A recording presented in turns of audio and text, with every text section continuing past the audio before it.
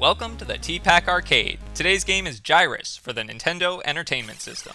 In this 1989 shoot-'em-up from Ultra Games, aka Konami, it's the year 25XX, where you're given a spaceship and prompted to rid the universe of evil. Sounds good to me, let's go blow stuff up.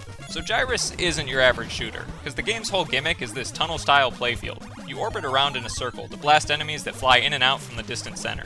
I tend to get pretty disoriented in games that introduce depth, because my brain only works in 2 dimensions. Plus the whole funnel thing going on here gives me traumatic flashbacks to a water slide that scared me half to death as a kid. I literally cried from fear, but once I got to the bottom, I immediately asked to ride again.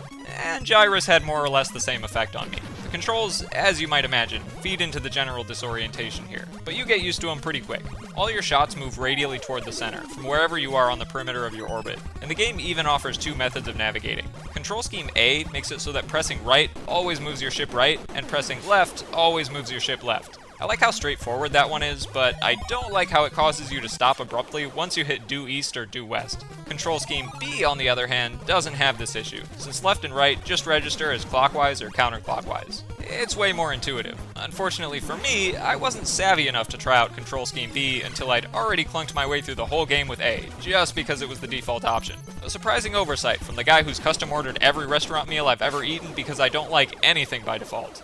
In any case, you play your way through every planet in the solar system, each with a standard phase where you have to clear every enemy ship from incoming waves, a space station phase where you have to disable all 4 quadrants of a rotating structure in the center, a boss phase where you have to survive an enemy gauntlet and then fight, well, the boss, and a bonus phase where you blow up extra alien waves for points and stuff. I really like the variety between each stage, and the consistency in the formula across every planet. The only notable variation is the boss encounters. Most of them are just turret formations where you have to shoot down pods whenever they open. A tricky proposition, by the way, considering they're only open when they attack. It sort of feels like trying to be an alligator's dentist. But every once in a while, you'll get a unique boss that defies convention, like the spacecraft trio that moves right up in your personal space and orbits along with you, or the robot pod that flies around until you've blasted off its armor to reveal an angry meatball with wavy tentacle arms. A concept that would startle me if it didn't seem to be such a staple in Konami games. Power-ups appear every once in a while, flanked by these pronged things that fire back at you whenever they're hit, but I always found it worth the risk to go for them, especially the blue capsules, because they give you a double cannon, and 2 cannons are twice as good as 1 cannon, because math. You also get a stock of bombs that you can activate to essentially pause all the action on screen and obliterate whatever's in your direct line of fire. The trick is actually aiming well before firing, which isn't exactly my forte, but I got lucky enough with my positioning that it didn't really matter most of the time. I love the biomechanical space aesthetic here in Gyruss, and even though the types of enemies you encounter are pretty limited by the restrictions of the tunnel shooter gameplay, the graphic artists still managed to make the standard alien craft and stage hazards unique across several iterations. For example, sometimes the asteroids look like asteroids, but other times the asteroids look like Rubik's Cubes, and on occasion, the asteroids even look like sweet potatoes.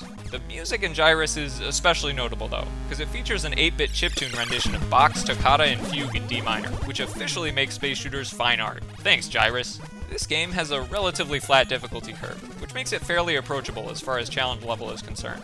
But what makes it extra approachable is the option to exploit the Konami code. Now, if you aren't familiar with the Konami code, it's a button combination that the company put into a bunch of their games to offer secret bonuses like full power-up loadouts. But sometimes there's a catch to how you have to input it, and luckily I found an article online telling me that if you enter the button sequence backwards at the Gyruss title screen, A, B, right, left, down, up, up, you get 30 lives per credit, which I needed to stand a chance at actually beating the game. My favorite part of Gyruss was the lead up to the final boss, where you frantically run around in circles trying to dodge solar flares, because it's an accurate reflection of how I'd actually behave in the event that it started raining solar flares. Also, there's a neat Doppler effect going on with the audio here. But if I could change one thing in Gyruss, I wouldn't change anything in the game itself. I'd just go back in time and tell myself to use Control Scheme B. Or rather, I'd go forward in time, because this is the year 25XX. Overall, I can't believe I've neglected this game for so long. It's probably because I didn't know about the extra lives thing with the backwards Konami code, but at least now I can freely enjoy this silly orbiting fine art space shooter, all the way to the fabled year of Gyruss 25XX.